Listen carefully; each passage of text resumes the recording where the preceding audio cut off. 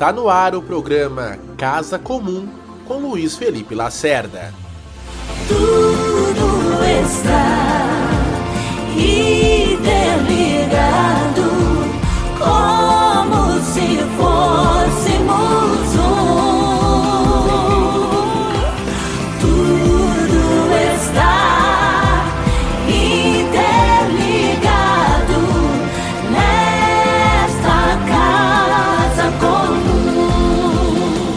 Meus amigos e amigas, ouvintes desse programa Casa Comum, aqui pela Rádio Amar e Servir, a rádio que é a sua companhia, uma iniciativa do OMA, do Observatório de Justiça Socioambiental Luciano Mendes de Almeida, com apoio também da Rede de Promoção de Justiça Socioambiental da Província dos Jesuítas do Brasil, a Rede Servir e a Comunicação da Bra. E ele objetiva justamente trazer pessoas de dentro e de fora da igreja para conversar conosco um pouquinho sobre esse assunto da Conferência das Partes do Clima, a COP30, que vai acontecer pela primeira vez no Brasil, pela primeira vez na Amazônia, em novembro de 2025. E hoje a gente tem a alegria de receber aqui na nossa casa comum uma colega, uma companheira de trabalho que vem articulando conosco, e nós com eles e elas, espaços importantes que nós vamos conversar hoje aqui, naquilo que a gente vem chamando da zona colorida dessa COP, né? É a Bianca da EBS, da Igreja Episcopal Anglicana do Brasil, e também da Coordenadoria Ecumênica de Serviços, SESI, e vai falar com a gente um pouquinho sobre esse tema do tapiri ecumênico. Então, seja muito bem-vinda aqui à nossa casa comum, Reverenda Bianca, e queria já pedindo que você se apresente um pouquinho mais para os nossos ouvintes, contar para a gente um pouquinho o que é a SESI, o que ela faz. Então, eu queria agradecer esse convite carinhoso, cumprimentar as pessoas que estão nos ouvindo, dizer que é um prazer poder compartilhar da casa com vocês. Eu sou Bianca da EBS e sou assessora para Ecumenismo e Diálogo Interreligioso da SESI. A SESI é uma organização ecumênica, SESI é Coordenadoria Ecumênica de Serviço, que surge em 1973, no contexto da ditadura militar, formada por igrejas cristãs, a primeira iniciativa ecumênica que agrega a Igreja Católica e igrejas protestantes, e continua até hoje. E elas se unem para denunciar as violações de direitos humanos. A SESI é a primeira organização no Brasil a traduzir a Cartilha de Direitos Humanos numa linguagem popular, linkando com princípios éticos cristãos. E essa cartilha foi amplamente divulgada no Brasil e continua sendo uma referência importante para a SESI até hoje. A SESI trabalha apoiando fundos de pequenos projetos, através do Fundo de Pequenos Projetos, apoiando movimentos sociais em todo o Brasil, mas a ação prioritária dela se dá na região Norte, Nordeste e Centro-Oeste. Muito bem, que legal saber um pouquinho mais da história da SESI, então. E uma das iniciativas que a SESI vem protagonizando e que é o foco da nossa conversa aqui é o tal do tapiri ecumênico, né, Reverenda? Explica aí para o pessoal o que é o tapiri ecumênico. Eu acho que o pessoal do Norte que nos escuta já está familiarizado com a ideia do tapiri, mas eu estou pensando no pessoal do Sul, do Sudeste, talvez o pessoal não saiba. O que é um tapiri, o que é um tapiri ecumênico e o que é isso que vai acontecer? Conta para gente. Então, como a gente já falou, a SESI tem o ecumenismo como um traço identitário dela, né? E desde 2016, talvez desde 2014, a SESI vem recebendo projetos, vem ouvindo a comunidade, acerca dos avanços que os fundamentalismos religiosos, aliados aos fundamentalismos políticos e econômicos, tem feito ao avançar sobre comunidades inteiras, retirando delas o ânimo para continuar as suas lutas por direitos. E a gente percebia que essa era uma demanda grande, né? Que a gente só poderia avançar se a gente tivesse uma base, uma articulação forte. Então, a gente pensou num projeto que foi inaugurado um ano antes do 10º Fórum Social Pan-Amazônico, que aconteceu em Belém em 2022. E aí, durante um ano antes, a gente começou uma articulação que unia organizações baseadas na fé, igrejas, povos de terreiro, espiritualidade indígena, outras expressões religiosas, organizações ecumênicas, né, que atuam na Amazônia Legal, né, pelo menos em algum estado da Amazônia Legal, para que a gente chegasse juntos e juntas no Tapiri. No meio do caminho, a gente precisava nomear essa articulação. E aí o pessoal do Norte logo falou Tapiri, né? Tapiri é uma palavra de origem indígena, que é um espaço frágil, né? Mas que serve de abrigo para as pessoas que estão trabalhando com a terra, os passantes, né? Então, indígenas, agricultores, extrativistas, quilombolas, ribeirinhos. Então, assim, essa era uma ideia de casa comum, de comunhão. E aí a gente logo se animou com o Tapiri e, a partir daí, nomeamos a articulação como Tapiri. Então, nos organizamos e fomos para o primeiro fórum, ou para o 10º Fórum Social Panamazônico, que aconteceu em Belém. Foi uma experiência maravilhosa. A gente tem no YouTube da SESI disponível um pequeno vídeo de 9 minutos que traz flashes daquilo que nós realizamos lá. E o Tapiri, ele aconteceu com uma metodologia diferente. Nós não levamos especialistas para o Tapiri. Nós levamos as pessoas que sofriam violações de direito em seus territórios. Então, a gente ouviu relatos em primeira mão. E assim ficou escancarada como os fundamentalismos religiosos não chegam sozinhos aos territórios.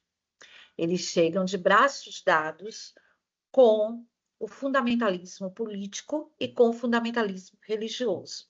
E com uma coisa que, assim, depois que a gente terminou o FOSPA, com uma decisão de que faríamos um Tapiri estadual, menor, mas um Tapiri estadual, com o apoio dessa articulação.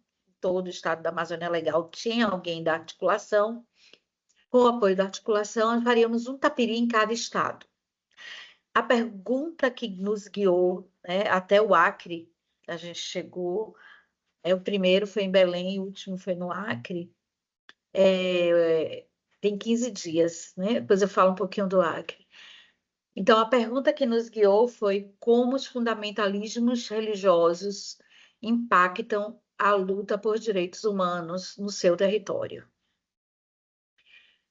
E uma coisa que, assim, que eu achei pouco... Não é que era uma surpresa, mas é que uma coisa é você saber que acontece, a outra coisa é você ver que acontece. Então, o fundamentalismo religioso ele tem passabilidade nos movimentos sociais, nos movimentos de esquerda, porque, bom, a gente tem uma série de questões sociais, né, entre os aspectos religiosos e a nossa militância, mas o fato é que o elemento sagrado, o elemento religioso, ele é muito próximo do ethos que nos forma enquanto indivíduos no Brasil. Então, a dimensão do sagrado, seja ela cristã ou não, ela traz o elemento do fundamentalismo religioso de uma forma subliminar, entendeu? Você está protegendo a família, você está conservando a moral e os bons costumes, Sim. você é um cidadão de bem, você, né? Então, assim, provocar essas pessoas para relacionar aquilo que para muita gente é sagrado com violações de direito e mostrar o caminho do micro, né, o macro, como, por exemplo, a tentativa de golpe de Estado no Brasil, com um elemento religioso fortemente marcando essa trajetória, né, que, aliás, eu recomendo que assistam Apocalipse nos Trópicos, Pietra, desculpa, da Pietra. O Apocalipse nos Trópicos faz esse caminho de uma forma muito interessante, vale a pena ver como é que ele se configura. Então, assim, o Tapiri vai e ele não faz um discurso proselitista. Aliás, ele não faz discurso. Ele vai e ele deixa que as pessoas falem. Então, o primeiro impacto é que não tem especialistas, o segundo é que quem fala são as pessoas que sofrem violência, e a terceira é que mesmo as pessoas que chegam armadas, elas se desarmam, porque o que você vai dizer quando o outro está falando sobre a dor dele? Ou você acolhe, ou você se recolhe. É, verdade. Agora, uma pergunta, Fernanda, e quando é que a gente faz essa ponte da questão do sagrado, da fé que constitui o povo brasileiro, com essa questão climática? Onde é que acontece esse pulo do gato aí, essa mistura? A gente, por exemplo, aqui no Observatório, a gente trabalha muito dentro da estratégia dos direitos da natureza, que inclusive foi uma grande bandeira que nasceu, ou pelo menos floresceu lá no FOSPA também, né? A Articulação Brasileira pelos Direitos da Natureza toma fôlego ali. E um dos elementos que a gente diagnostica justamente para a crise climática que a gente vive é a desacralização da natureza na nossa cultura. É a falta da compreensão de que a natureza é um elemento sagrado, e isso tem a ver com, para nós, por exemplo, cristãos, com todo o apostolado do Papa Francisco, da ecologia integral, da casa comum mesmo, né? Na sua compreensão, onde é que está essa ponte de ligação entre a violação dos direitos, a questão da fé e do fundamentalismo e a questão climática? Olha, Luiz, eu posso lhe apontar pelo menos 3 caminhos. Um deles você já apontou, que talvez esse seja aquele que a gente vê com mais propriedade, que é o processo de dessacralização da natureza. E aí não é um espaço para o romantismo, não. É que para os povos tradicionais, né, para as religiões de matriz africana, para as espiritualidades indígenas, a natureza não é o outro, é o em si. Né? É ali que eu me construo como ser, né? Eu sempre digo que a gente fala da natureza, né?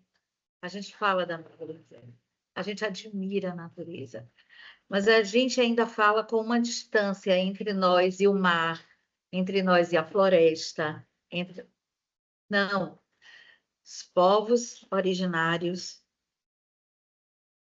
os povos tradicionais, eles falam de uma experiência que é íntima, né? Que é a partir de dentro. Isso significa que quando as florestas são incendiadas, desmatadas, envenenadas, eles morrem. E não é uma metáfora assim, eles morrem espiritualmente, não, eles morrem. Então, a gente tem garimpo, a gente tem queimadas, a gente tem o aumento de poluição, de desmatamento, a gente tem uma redução de número de animais, um prejuízo enorme para o ecossistema desses povos. Sim. Então, as pessoas que são guardiães desses espaços sagrados, as mulheres que guardam as sementes crioulas, que fazem o replantio, as quebradeiras de coco, né? essa gente é, sente isso como um impacto monumental. A gente também sente, né? Mas a gente não sente do mesmo modo. Esse é, talvez, aquilo que a gente veja com mais notoriedade.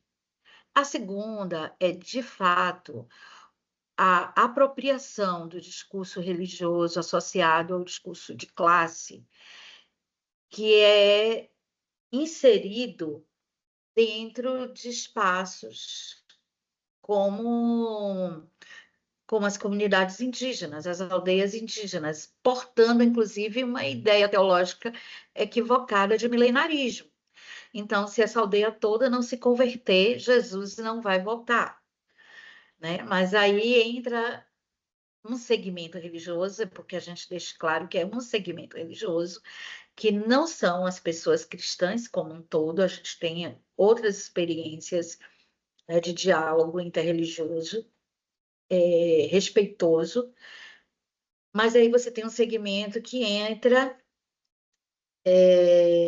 prometendo uma esfera de consumo que não está naquele horizonte, né? Nem é valor naquela comunidade necessariamente, mas aí ele entra como sendo um sinal de progresso, associa isso a um discurso religioso, de novo equivocado, que é uma teologia da libertação, ou, desculpa, uma teologia da prosperidade, uma teologia do domínio, né, que vai hierarquizar essa estrutura e vai dizer que eles precisam abandonar o sagrado deles, abandonar aspectos e elementos culturais, né, como, por exemplo, o uso do rapé nas celebrações, como as pinturas, os adereços, né, como o uso das plantas medicinais. Então, tudo isso vai se perdendo como patrimônio cultural, inclusive, não só como elemento do sagrado, mas como elemento cultural, vai sendo empobrecida, esvaziada, e esse espaço vai sendo ocupado por essa outra teologia e experiência de sagrado, que vai abrindo os espaços e os territórios também para o madeireiro, também para para o minerador, né, que vai funcionando como uma vertente de atravessamento. E eu quero dizer para você que isso não é um caso isolado, tá? A gente foi ao território, os TAPs têm dois momentos interessantes, além das rodas de escuta e diálogo, a gente tem vivências. A gente faz vivências em terreiros, em quilombos, em aldeias, né? A gente no Acre foi na Resex Mendes, para ouvir junto com o Ministério Público. E normalmente a gente vai com algum representante do Ministério Público ou da Defensoria Pública, porque também é um espaço de denúncia, né? Então, assim, esse avanço e essa destituição. E a outra, que se dá de uma forma muito ampla através dos grupos de extrema-direita, aliado a movimentos neopentecostais, que atuam em várias esferas, né? lançando, lançando várias fake news. Inclusive, foi assim, a gente fez um tapiri recentemente, que a defensora pública estava irada com uma fake news, mas ela não sabia que era fake news. Ela falou com muita veemência, né, que o novo Papa tinha dito uma série de questões, e aí assim, achei interessante que foi o próprio pessoal do Tapiri que disse: não, não, isso é fake news, o pessoal da CPT, isso é fake news, isso é fake news, né? Mas é interessante que esse é um espaço assim que a gente percebe como isso rebate. Estou falando para você de uma defensora pública, de alguém que é letrado, que é escolado, que não sabia o que fazer, com tanta vergonha. Quando o pessoal disse que era fake news, ela ficou num estado assim aterrorizada. Você imagina que se essa pessoa é afetada você imagina o que é que isso faz nas casas das Ah, pessoas, de um modo geral. Então, o Tapiri vem com essa proposta e também com a proposta de dizer que o diálogo ecumênico e interreligioso é possível e desejável entre nós. e uma ótima ferramenta para o cuidado da casa comum, né? É. Nós vamos falar um pouquinho no próximo bloco aqui da programação que o Tapiri está levando para a COP30, então, e o que está sendo organizado. A gente convida os amigos e as amigas que estão nos ouvindo para continuarem aí, que daqui a pouquinho do intervalo a gente volta para o próximo bloco.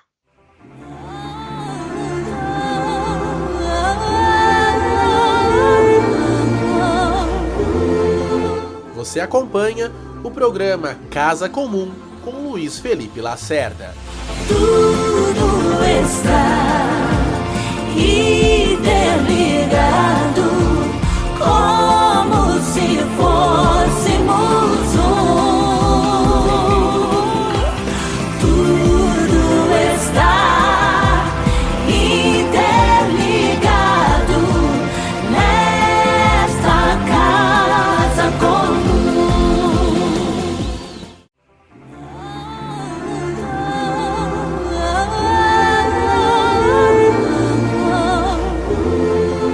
Você acompanha o programa Casa Comum com Luiz Felipe Lacerda. Tudo está interligado, como se fôssemos um. Tudo está interligado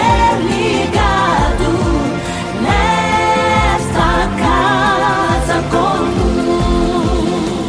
Bem-vindos de novo, amigos e amigas que estão nos ouvindo aqui na rádio Amar e Servir, a rádio que é a sua companhia nesse programa Casa Comum, que vem trazendo debates bonitos, ilustrativos, elucidativos sobre o tema da COP30 e tudo que ele envolve, a fé, o clima. Hoje a gente está recebendo uma pessoa muito especial aqui, a reverenda Bianca, representando a Coordenadoria Ecumênica de Serviços, SESI, que ela é também da Igreja Episcopal Anglicana do Brasil e está à frente daquilo que a gente vinha conversando no primeiro bloco com outras organizações também, da organização do Tapiri Ecumênico. E o Tapiri Ecumênico traz essa proposta do debate, da denúncia, da violação dos direitos, com uma escuta direta das comunidades, dos violados nos seus direitos de viver, nas suas formas de viver, como a reverenda estava nos trazendo, fazendo essa aliança do diálogo interreligioso, do ecumenismo e como que a fé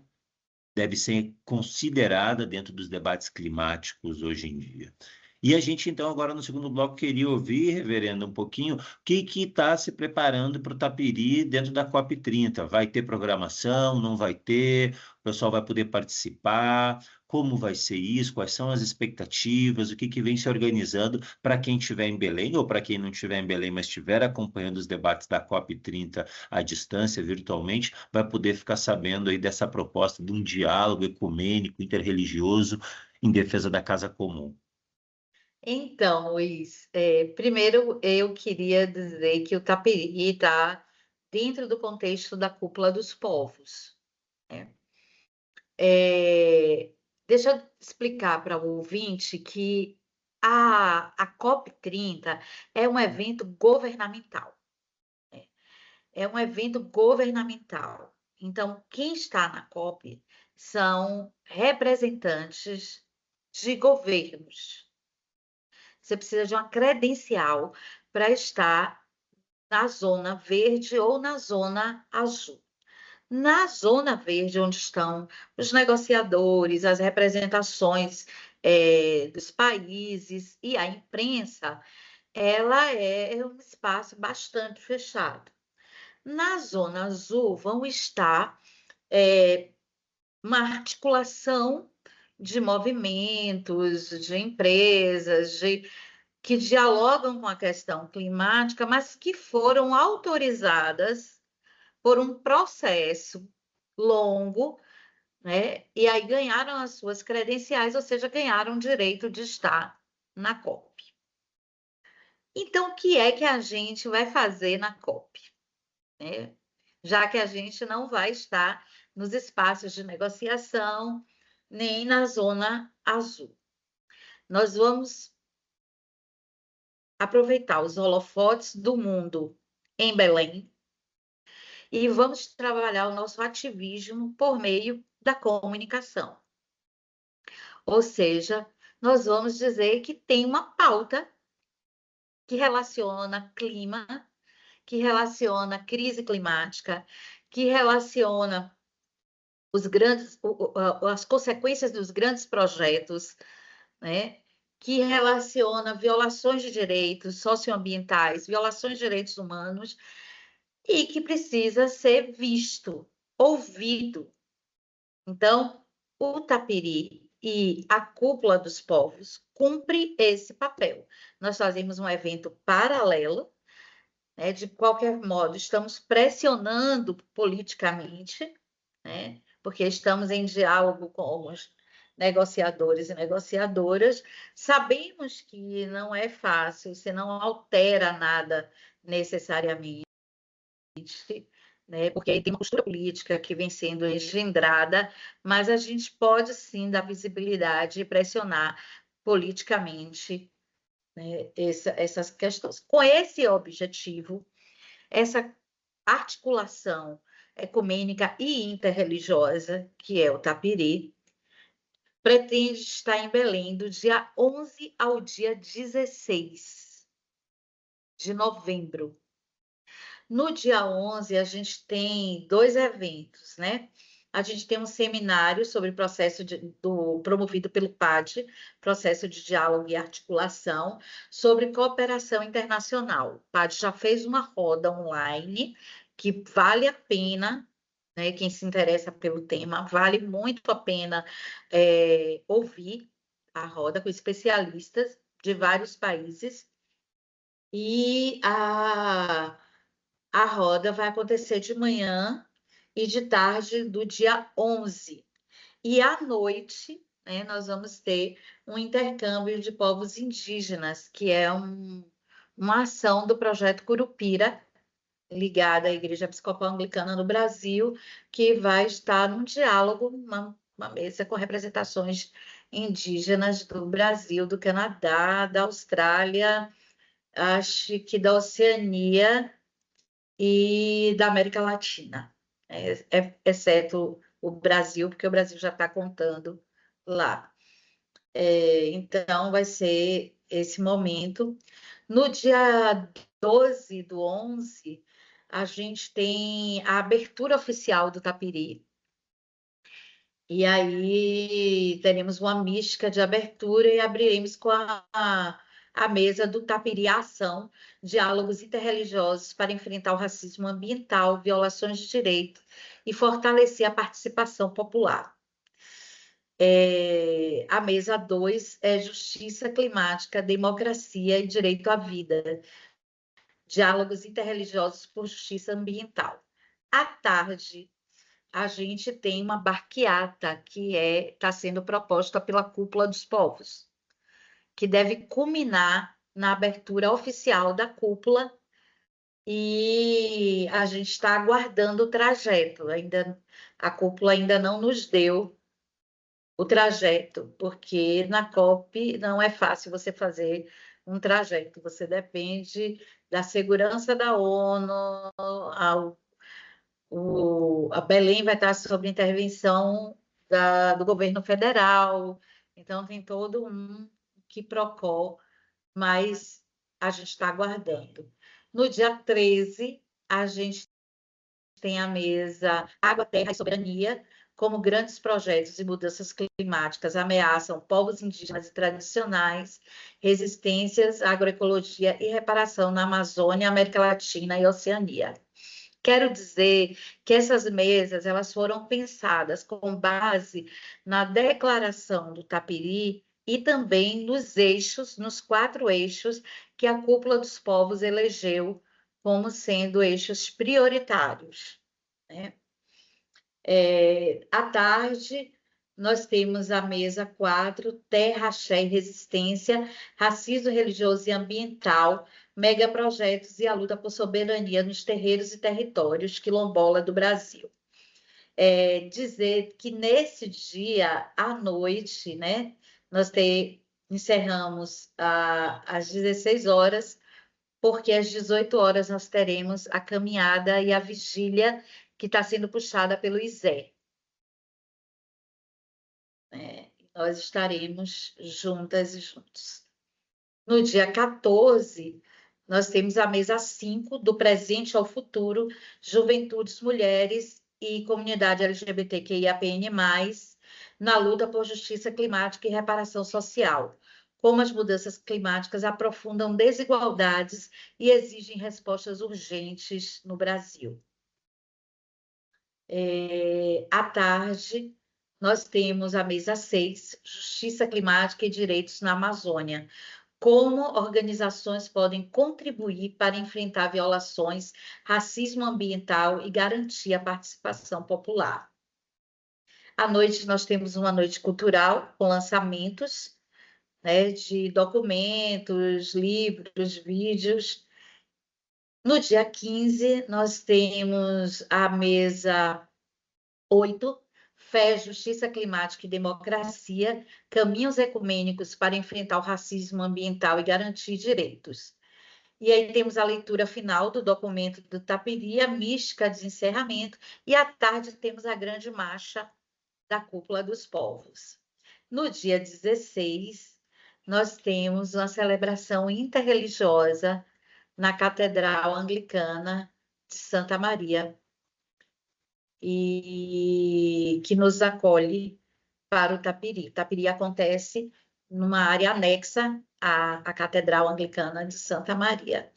Até aqui, o Tapiri está, assim, agora está se afunilando a infraestrutura e a logística. Então, a gente está pensando se a gente vai abrir inscrições para as mesas, ou se isso vai ser uma demanda livre.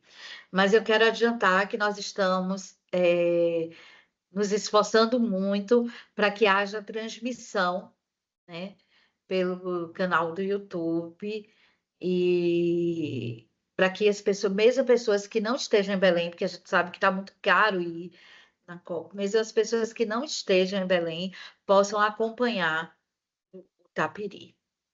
Excelente, uma programação recheada de debates, reflexões, com certeza para quem vai estar lá e se interessa por todo esse tema da violação dos direitos humanos, a defesa dos territórios, o tema da fé e do clima, nessa edição do Tapiri. A gente tem sempre explicado isso para os nossos ouvintes e as nossas ouvintes, né? Existe essa zona azul e essa zona verde, que são mais fechadas, com credenciais, mas existe justamente agora que a COP acontece no Brasil, um país com uma democracia, né, que apesar de ter sido ameaçada recentemente, segue estruturada, a possibilidade da participação da sociedade civil, e isso se dá dentro da Cúpula dos Povos e dentro dos espaços de dentro da cúpula, como é o Tapiri Ecumênico, como vão ter outros tantos. Aqui também a Companhia de Jesus, o OMA, as nossas organizações têm buscado colaborar, inclusive dentro do próprio Tapiri Ecumênico, e construir junto todo esse debate no cuidado da casa comum. Muito interessante. A gente está chegando no final, reverendo. Eu queria lhe agradecer a disponibilidade de estar conosco aqui nesse programa da Casa Comum e lhe passar assim para últimas palavras, últimas mensagens para quem está querendo saber mais sobre esse debate, sobre essa reflexão aí da COP30, o que você tem a dizer já, e suas palavras finais para a gente se despedir dos nossos ouvintes.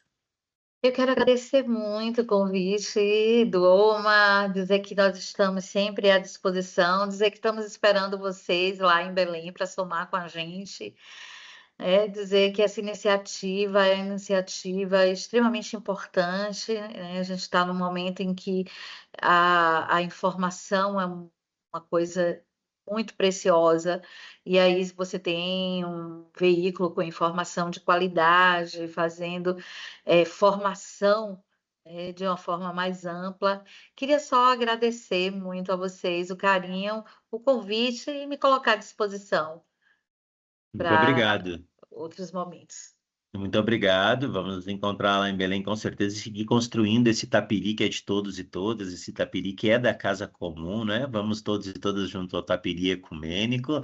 Os nossos ouvintes podem buscar mais informações na internet, tem vários relatos, tem página do Tapiri anterior, todas essas iniciativas que a reverenda trouxe também. E a gente convida que os ouvintes sigam aí ligados no programa da Casa Comum nos próximos episódios, assim como em toda a programação da nossa Rádio Amar e Servir, a rádio que é a sua companhia. Muito obrigado e até a próxima. Interligado, como se fôssemos um. Você escutou o programa Casa Comum com Luiz Felipe Lacerda. Obrigado.